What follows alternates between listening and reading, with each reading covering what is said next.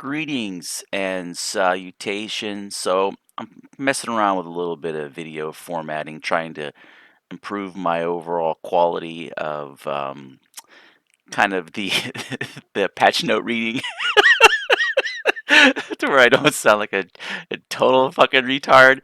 But yeah, I'm trying to get better at just the video production, and I've been messing around with some of the software. And I figured what would help me is I just got a ice with some root beer and with a little bit of Fireball. You know, that's that cinnamon alcohol in my Yeti stainless steel cup. So ultimately, the goal here is to articulate um, Conan Unconquered, um, Belta's Fury, right? Belta's Fury, Bedeal's Fury. You know, I had to pull up the in a web browser and do the pronunciation. Let me see if it'll pan over real quick. Yeah. So here it is. Here it is. Let me Belit, Belit, feel it, right? So let me get back to Steam here. So I'm reading through the patch notes. So a new challenger approaches. She's here to volley of arrows and to chew bubblegum and introducing Belit. So first of all, chew bubblegum. Like we're talking about a mythical age. I mean, right out of the gate, break immersion breaking. Here to volley arrows and to chew bubblegum. I don't know what this is. Um, but you're like, oh, okay. Belit was a corsair explorer, a warrior, a worshipped as a goddess by her crew. She was Conan's first and greatest love. Belit was a ranged unit who used a Hyborian bow in combat. She has the range of an archer, with her damage falling somewhere between Conan and Valeria. She is equal to Valeria's movement speed. Her deadly ability, Rain of Arrows, fires a volley of arrows at her target's positioning, damaging everything in the area of the duration of the effect. If near a bazaar, the ability becomes a rain of fire arrows. Belit cannot move while this ability is in effect, but becomes immune to damage until the effect ends.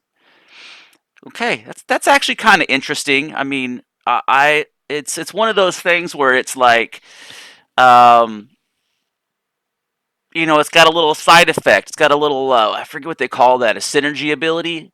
So heroes' abilities. Please note that all heroes will become available to everyone when the patch goes live, branch later this month. This includes archer heroes, Belit. The powerful spell caster Calazine is also means the deluxe edition of the game is no longer be available to purchase, but those who bought it previously will still keep the ebook and the soundtrack included in the deluxe edition. Free weekend and price changes. We're happy to announce that Conan Conquered will be free to play this weekend, starting now. This is a great time to try the game or to get a friend to conquer the lands in co op mode. If you purchase it during this free weekend, you'll also get a 30% off additional starting today. Conan Conquered will permanently remain at the new price point of $19.99. New features. Okay. New scenario challenges. 5 new locations can now be unlocked on the map of scenario, each with their own specific challenges to overcome. Okay, I have to see what this manifests itself to. Um, or our new bonus scoring system, skill streaks, and other bonuses are now more visible to players. In-game manual has replaced the hint system, which is now available from the manual menu and in-game pause menu. I actually like that. I think it kind of keeps the game streamlined and it can flooding people with Tutorials, like if you need to, you can just get in and read through it. Um, I might talk about this in a video. Scenarios are now highlighted with a challenge system on their own tab. Complete the higher score against other players in the most popular scenario in the game. New unconquered mode. Option large map. So I guess they added large maps to the unconquered mode. Activating this option will increase the map size by about 20% in both single and co-op modes. Note that this will affect random generation times and mini impact performance on mini spec machines. Okay, so if you don't, it sounds like it's a huge system load if you don't have, if you're trying to play like on a laptop or something. Hold on, I gotta drink. Okay, new unconquered mode option, random start position. That actually, I think that's actually a good thing.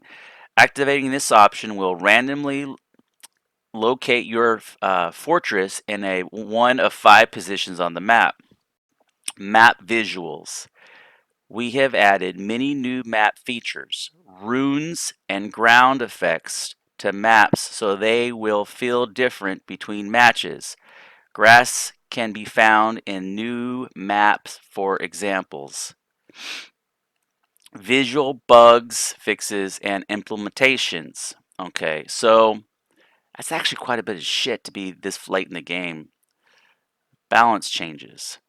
Okay, fix for being unable to place a hunter shack in some circumstances could happen earlier easily with save load and placing a hunter shack over a possible destroyed one. Okay, sounds like some kind of glitch. Better, more intelligent pathing for ranged units that attack enemies on the ground, other side of the wall. Fix for walls that could not be built in some locations which should have been valid. So it sounds like this one about the Hunter Shack and the walls have the same issue. Several crash fixes implemented which could occur in a variety of situations. Sound effects. Players, when someone joins the game lobby and other chat messages are received. All structures now use physical damage mechanics. Fixed for spiders, scorpions, raiders getting stuck inside their spawn locations. Switching to research build mode will tab to a category with a new research item in it, only if there are new research items. Okay, that sounds like it just pulls you to the newest thing available. Unit adhere to walkable areas to avoid walking along cliffs better than before. So it sounds like another pathing issue. Disabled drag select cancel cell mode if the user is holding down the shift. Guardian kill multiplier is not shared between both players on co-op. Wave survivor multiplier is now shared between both players in co-op. When either hero dies, both player multiplier now resets to 0 or to 1. So you lose your multiplier, your kill multiplier when your hero dies. Fix for wave tracker details missing after load save.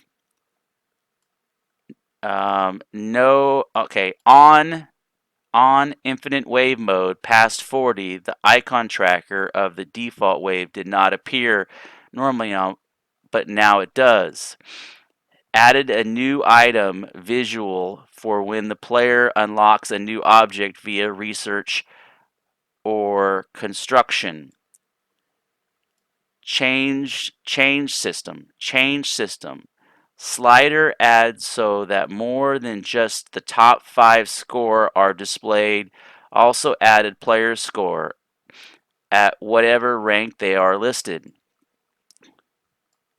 Hero Wave survival multiplier icon and text will gray out disabled when hero dies and restores when revived. So I guess this is his okay, his icon just I thought that was already in place.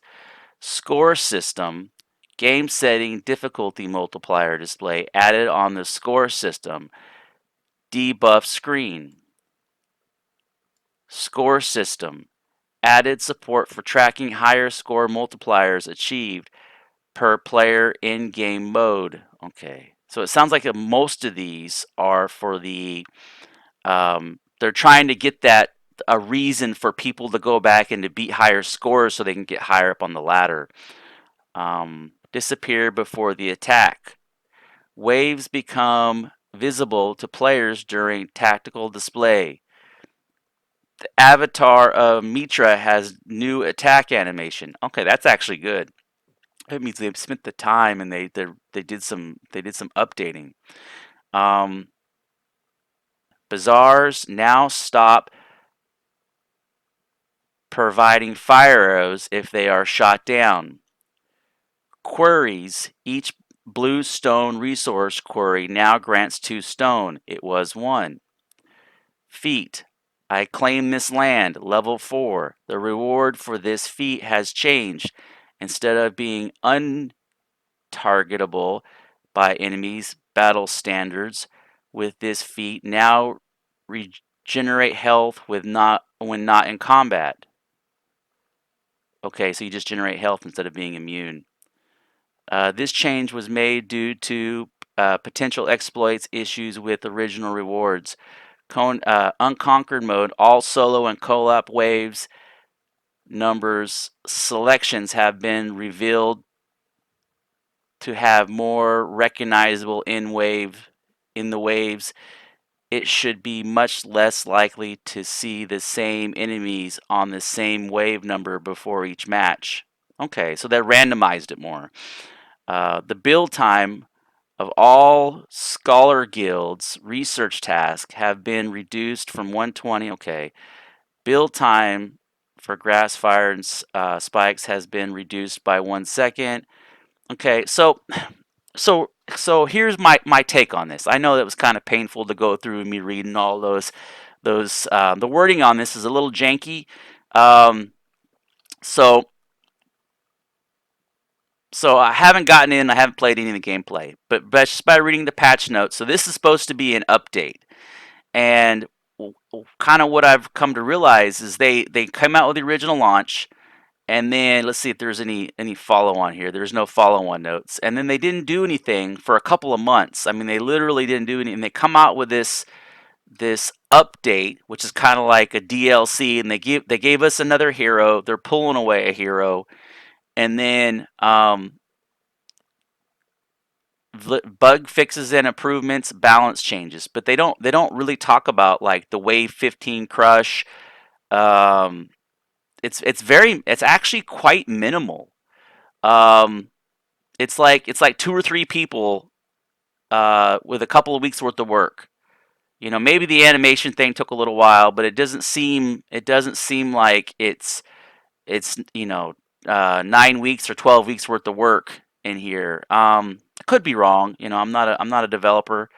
I'm just a user, right? I just use the shit. I don't develop it. But I'm not overly impressed so far with what is accurately displayed on the patch notes because you want to drive a higher degree of challenge. So I'm gonna see if I can find it in the Steam store. And thank you for watching.